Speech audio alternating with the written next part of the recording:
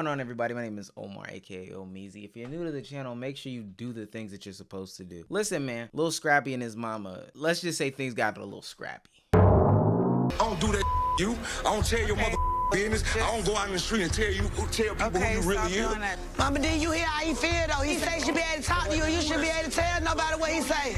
Hey, man. Mama, did your son hurt? God. Mama, did go hug your child? He hurt. I'm hurt. You hurt? Hold on, you hurt? He hurt. Go blame that on your mama. Go blame that on your daddy. Go blame that on your mama and your dad. I ain't do nothing to you. Woo. That got a little messy. Listen, that's famous hip-hop artist and reality show sensation Momma D and Lil Scrappy airing out their grievances in front of, like, you know, their friends and family on Mona Scott's acclaimed show, Love and Hip Hop Atlanta. And I used acclaimed loosely. They have got to stop putting these fake, like, story scripts on here. It's getting out of hand. Honestly, I thought Love and Hip Hop was done. But honestly, there's a deeper picture in this message. So we always come on here and we talk about toxic fathers and how their relationships with their child always affect, you know, the end all be all outcome of the child and everything like that. But there's one person that we forget to mention in those conversations. It's the toxic mothers. Those bitches. No, let me stop. For real. Well, we forget to always talk about the toxic moms in the situation. And honestly, I would go out on a limb as to say toxic mothers hurt their children more than toxic fathers do. From birth, mothers have like different relationships with their kids than fathers do. I mean, 9 months in the womb, going through all the ups and downs and the connections and the heartbeats synchronizing and all that little lovey-dovey stuff. It's really sick and gross if you think about it. Honestly, at the birth of a child, this parasite has an undeniable connection with the host, the mother, that is like, I don't know, I don't want to say unbreakable, but it's just much greater than any other connection out there. So then when it comes to raising a child, I mean, the things that a mother can say that can harm a child can be just so much more hurtful because, you know, me as a parasite, you as my host gave me so much in this life that I would never think that you would hurt me or come back and affect me in any negative way. But au contraire, mon frere. It's a little French for, you know, the people that don't know.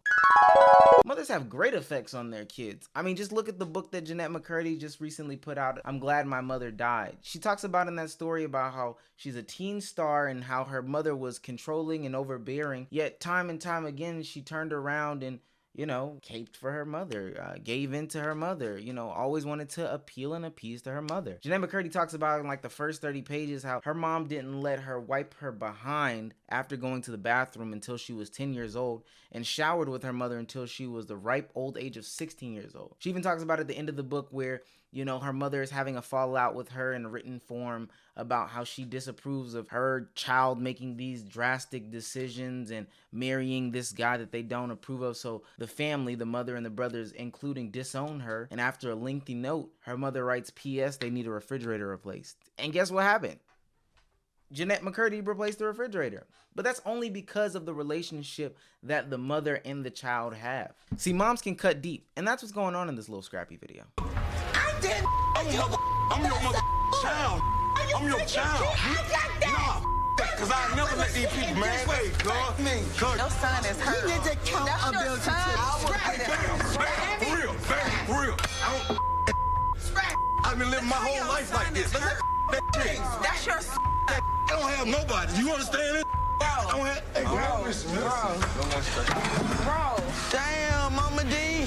And while I do not agree with the way that they aired out their grievances, I mean, it had to be done. Little Scrappy goes on to talk about, and we'll look at those clips too, how he grew up in these different situations and how, you know, he always looked at his mother as the shining star in his life, the one that was the sole provider to take care, the one that was going to do it all. But ultimately, she was the one who inflicted the most damage on him, a young, innocent, you know, sponge of a child. A parasite, if you will. But ultimately, these things that were done in his young life have affected how he's gone on and became a man and how he, you know, projects himself in, you know, different business ventures, different relationships, you know, how he treats women. But that just stems from the relationship that he had with his mother.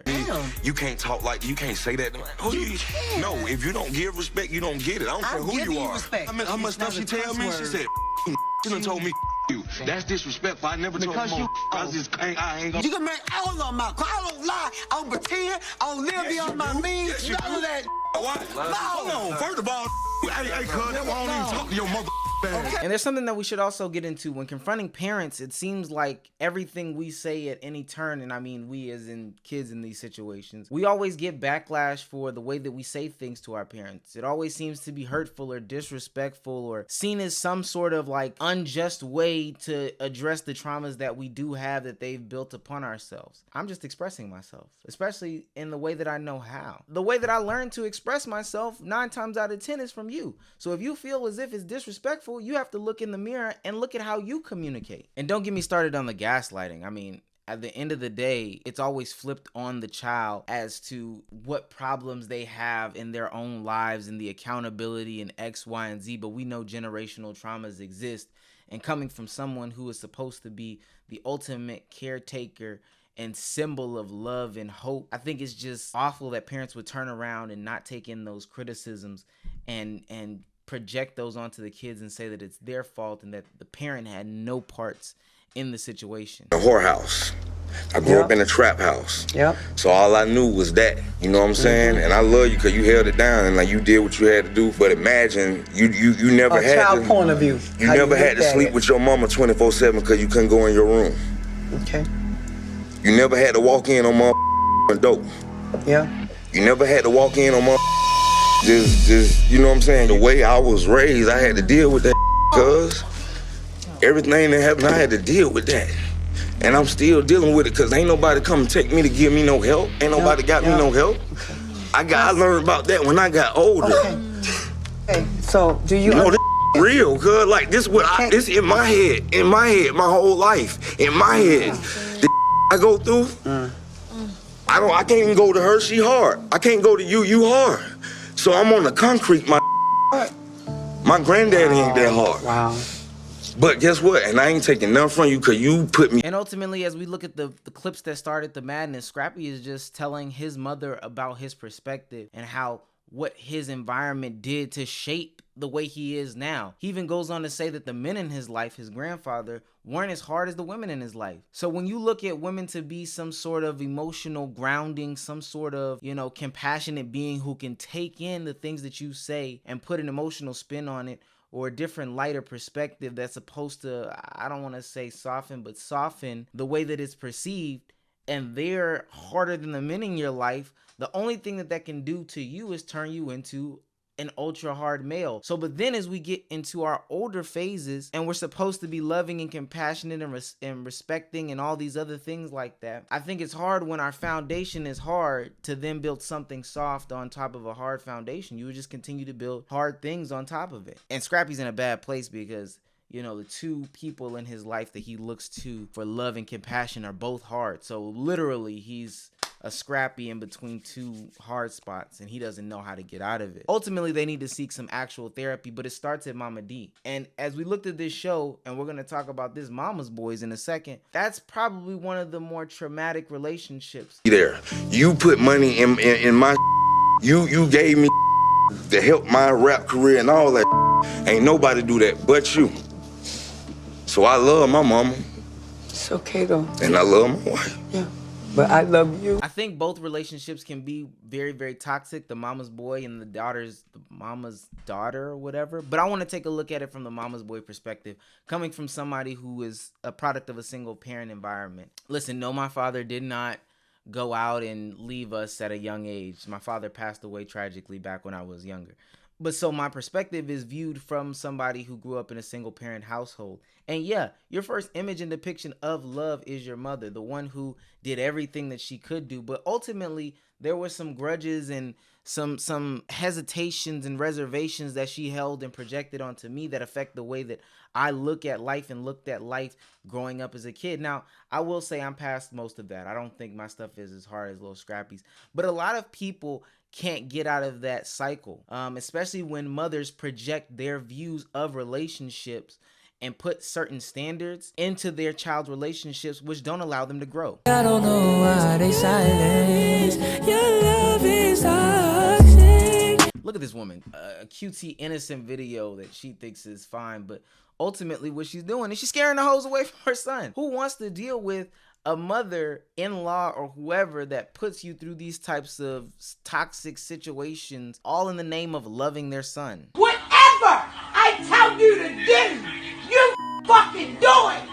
If I tell you to take a fucking gun and kill Ricky, you gonna do it, cause I told you to. What kind of situation is that? When would you ever feel the need to talk to a child like that? Because I told you to, and it's out of the love of me, and if you don't do it, you don't love me. What kind of, all the while we're taught in society that our mother is supposed to be the end all be all, make sure you love and care for your mother over anybody else because she is the symbol of love and hope. That's nasty. And this may be on the extreme, but ultimately mothers break their sons. And so when you have women talking to their sons like this in this specific manner, you get situations like 50 Cent's son who thinks that, you know, he's owed something from his father, but ultimately it's a projection onto the child from 50 Cent's mother. When we're talking about the relationship between the mother and 50 Cent, I mean, it just gets very nasty, and the only person that ends up being damaged in the situation is the child. And trust me, things like this happen to women too, where women project their ideals about what a woman is supposed to be onto their daughter and only get disappointed and